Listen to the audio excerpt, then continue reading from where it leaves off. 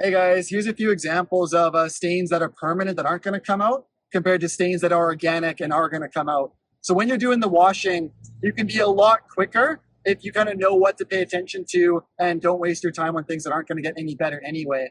So the first example here I'm going to show you is on this wall.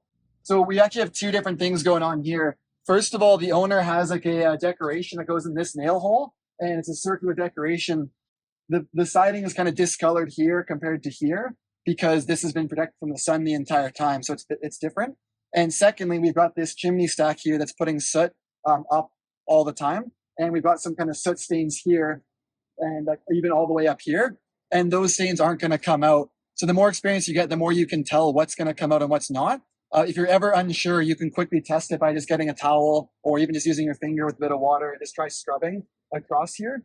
And if it's not going to come out, if it's not organic, it's not worth spending the time on there. That's a good example of it. We'll show a few more examples on the next unit and the next unit after that. In the upper peak, you can pan the camera and show.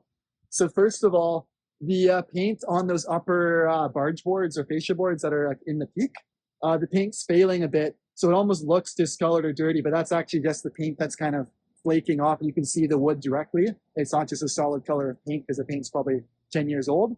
So there's no need to spend any more time on that. I'm not sure if the next one will show on the camera, but the gutter, especially when you get to like the, let's call it 3 feet in from the edge, there's a little bit of staining on the gutter. And that's another example of a stain that won't come out.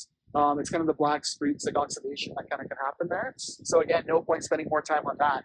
To contrast all of this, I'll show one example of an area we haven't done yet. So come on over here quick.